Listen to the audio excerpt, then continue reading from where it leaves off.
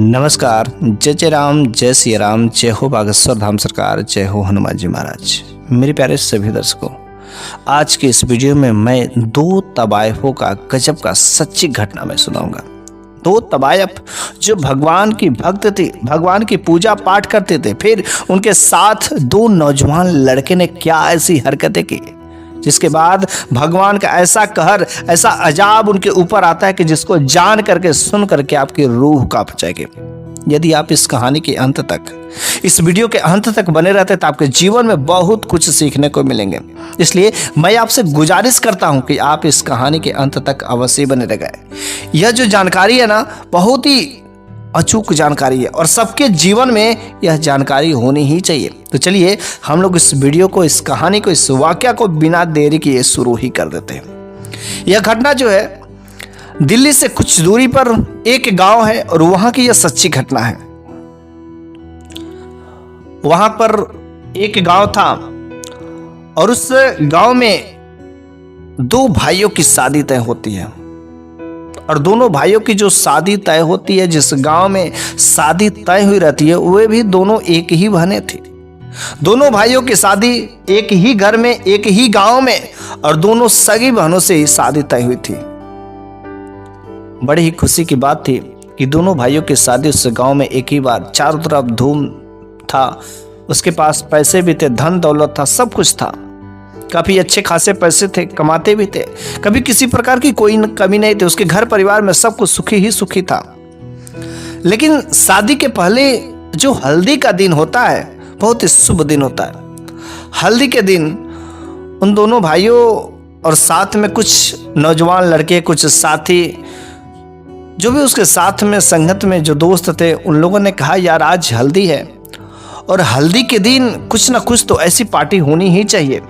कल तो हम लोगों को बारात चलना है, बारात लगेगी, बारात सजेगी, बारात चलना ही चलना है, लेकिन आज हल्दी की दिन कुछ खास बनाने के लिए कुछ खास पार्टी भी तो होनी चाहिए। तो उस दिनों ने कहा यार पार्टी किस तरीके से पार्टी है। उसने कहा क्यों ना आज कुछ नाचने वाली को बुलाया जाए और पूरा रात जो है रंगीन किया जाएगा। यहाँ पर बाजा होगा, नाच होगा, डांस होगा, दारू पियेंगे, सट्टे लगाएंगे, खूब मजा ही मजा आ जाएगा और आज की रात जो हल्दी वाली रात है ना, हमेशा के लिए यादगार हो जाएंगे। उन दोनों भाइयों ने कहा कि चलो ठीक है, कितने पैसे खर्चे हो जाएंगे, 8,000, 10,000, 20,000 यही खर्चे होंगे, और लेकिन रात बहुत ही मजा आ जाएगा। काफी लड़कों को भी पता चल गया, जितने भी नौजवान लड़के थे जो वहां पर मेहमान थे, वे लोग भी इस चीज में शामिल हो गए। और उन दो लड़कों ने कहा कि आखिर जब नाचने वाली जो तवायफें होती हैं, आखिर लाया जाए तो कहाँ से लाया जाए कि बढ़िया अच्छी खूबसूरत जो है तवायफें चाहिए। वे दोनों भाई अपना 4 व्हीलर उठाते हैं और अच्छी तवायफ लेने के लिए रात को ही दिल्ली निकल पड़ते हैं। बल्कि वहाँ से दिल्ली कुछ ज़्यादा दूरी पर नहीं था जहाँ पर तवायफों का निवास था। लेकिन जब वे शाम के समय में उस तवायफ के घर पर पहुँचते हैं तो उन लोगों ने देखा कि जो तवायफ थी उस समय वह भगवान के सामने वो जो दीपक जला रही थी, पूजा कर रही थी। और जब इन लोगों ने दरवाजा नॉक किया तो जो है पूजा पाठ करने के बाद और बाहर आती है तो इन लोगों ने कहा कि अरे भाई, जब आप तवायफ है, नाचती हैं और जिस्मों का सौदा करती हैं, तो आप भगवान की भक्ति भाव करने से क्या फायदा होगा। उनने कहा यह तो मेरा काम है, यह तो मेरा धंधा है, तो मेरा व्यापार है, लेकिन भगवान की जो पूजा पाठ करना होता है वह अलग जगह होता है। उस काम को करने से मन को सुकून मिलता है, बहुत ही शांति मिलती है, इसलिए मैं उस काम को बहुत ही पवित्र काम समझती हूँ।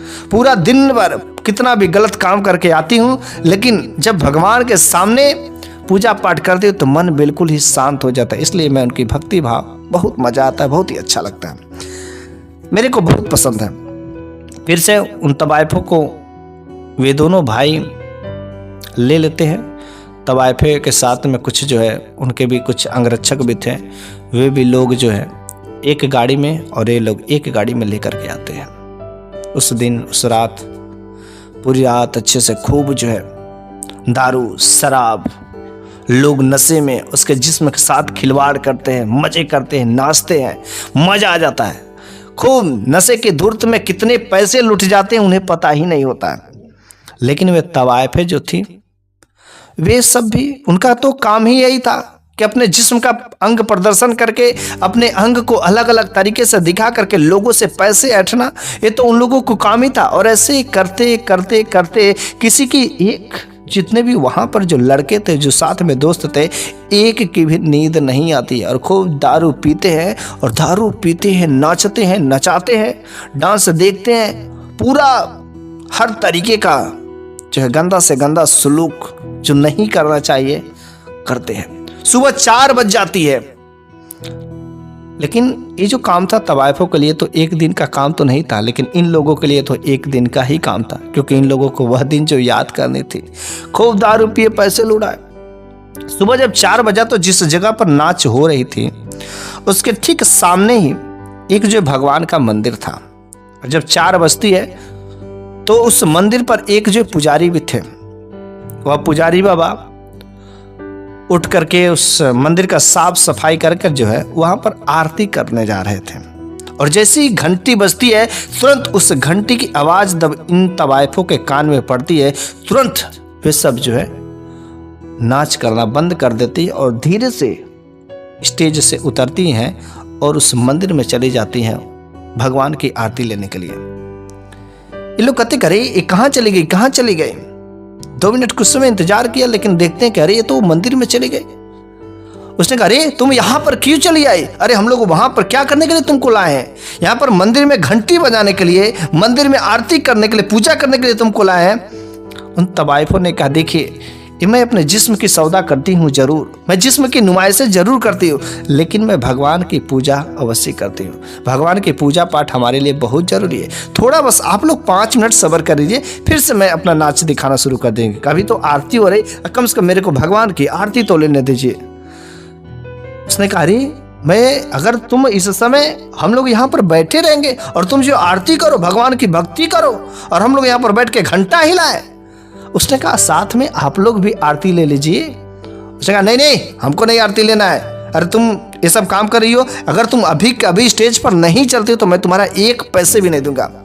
बेचारी वह तवाइफ सोचती है कि अगर मैं स्टेज पर नहीं गए तो जितना अभी तक हमने नाचा है, अंग का प्रदर्शन किया है, वे सारे के सारे पैसे लोग रख लेंगे, 1 रुपया भी नहीं देंगे, पैसे काट लेंगे। बेचारी वह पैसों के डर के वजह से वह भगवान से माफी मांगती कि हे भगवान, आज मुझे माफ कर देना, मैं तेरी आरती नहीं ले सकी। सुबह 4 बज गए हैं। बेचारी वे तवाइफे नर थोड़े से दिल दुखी करके, थोड़ा सा भगवान से माफी मांग करके वह फिर से जो स्टेज पर आती हैं, अब फिर से नाच करना शुरू कर देती हैं। नाच करते करते करते सुबह 7 बज जाते हैं। काफी जब सुबह हो जाता है, इतना उन लोगों ने काफी नशे में धुर्त, अब जो नशे में धुर्त थे, कुछ लोग तो वहीं के वहीं पर सो गए, नींद नहीं खुला। अगले दिन बारात जाना है, 7 बज गए और बारात की भी तैयारी करने, रात भर तो सोया नहीं। कुछ लोगों ने सोया तो सो ही गए, लेकिन इन दोनों भाइयों की जो बारात जानी थी, वे भी दोनों तो पिए ही थे, पिए। उन तवाइफों ने कहा देखिए, आज तो बारात जाएगी आप लोगों की, और आप लोगों को दूल्हा भी बनना है, काफ़ी ढेर सारी जिम्मेदारियां भी है, लेकिन आप लोगों ने जो हमें लाया है, हम लोगों को ले जा करके छोड़ना भी होगा। उन लोगों ने अपने दोस्तों को कहा, लेकिन सारे के सारे जो दोस्त थे रात भर जगे ही थे, वे तो गए सो गए, लेकिन जिम्मेदारी अब इन लोगों के सर पर। बेचारे इन दोनों भाइयों की मजबूरी पड़ गई कि उन्हें ही ले जा करके छोड़ना पड़ेगा। उन्होंने ने कहा ठीक है, आप चलिए, मैं भी पीछे पीछे आता हूं। तो इस तरीके से वे तवाइफे की गाड़ी जो आगे आगे जाती है और वे दोनों पीछे पीछे से जाते हैं, क्योंकि कहते हैं कि पीछे से भी इन लोगों का किडनैप हो सकता है, कुछ भी हो सकता है, मेरी जिम्मेदारी बनती है। और उन तवाइफों की गाड़ी आगे आगे और इन लोगों की गाड़ी पीछे पीछे थी।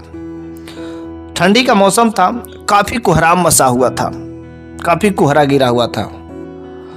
और बीच रास्ते में जब काफी कोहरा बसा हुआ था तो अचानक से एक जो ट्रक आता है, और जब एक ट्रक आता है तो जो तवाइफों की गाड़ी थी किसी तरीके से अड़ते करते करते किनारे से वह तो निकल जाती है। लेकिन ये दोनों दोस्त, जो दोनों भाई थे, ये तो नशे में धुर्त रहते हैं और इन लोगों को वह गाड़ी नजर नहीं आती है।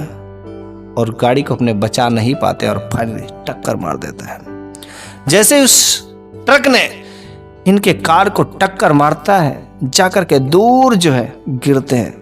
15-20 बार जो चक्कर काटते काटते वह गाड़ी का चकनाचूर हो जाता है और फाइनली इन दोनों जो भाई थे ना, वहीं पर जो है उनकी मृत्यु हो जाती है।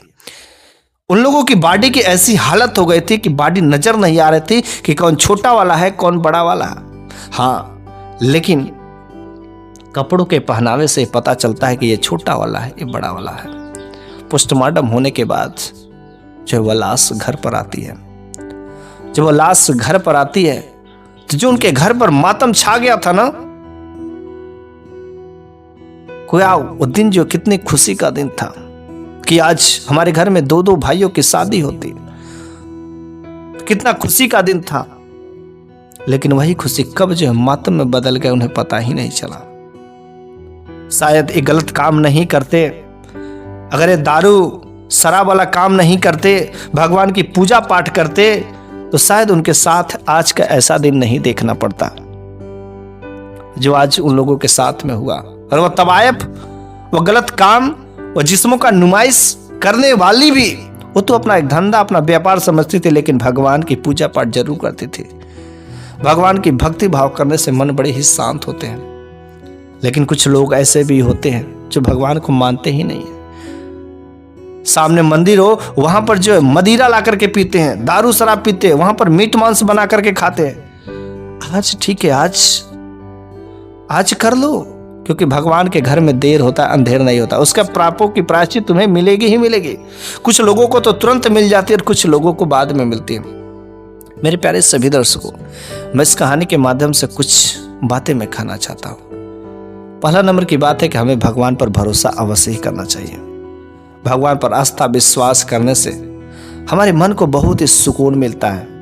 हमारे जीवन में कोई बहुत ही विषम परिस्थिति नहीं क्रिएट हो सकती है। भगवान हर समय हमारी रक्षा करता है। सबसे जरूरी जो बात है कि यदि देखा जाए आजकल के समय में सबसे ज्यादा धनी और सबसे ज्यादा सुखी वही रहता है जिसका स्वास्थ्य सही रहता है। मेरे प्यारे भाइयों, अगर आप भगवान की भक्ति भाव करेंगे ना, तो आपके स्वास्थ्य में कभी कोई दाग नहीं लग सकता है। मैं इतना गारंटी के साथ, दावे के साथ कर सकता हूँ। बस आप भगवान की भक्ति भाव करिए, आपका स्वास्थ्य में हमेशा 4 चांद लगे रहेंगे। और जब आपका स्वास्थ्य सही है तो बस आप 10,000 रुपया भी कमाएंगे ना, उस 10,000 रुपये में बहुत कुछ करके दिखा सकते हैं। लेकिन आप 1 लाख रुपया भी कमाते हैं और आपका स्वास्थ्य सही नहीं रहता है, वो पैसा निरर्थक चला जाता है। इसलिए मैं तो बस आप लोगों से एक ही गुजारिश करता हूं कि भगवान की भक्ति भाव करना शुरू कर दीजिए, उन पर विश्वास करिए। अगर आपको अपना जीवन जो सुखमय बनाना चाहता है तो बस इसके सिवाय दूसरा और कोई रास्ता नहीं है।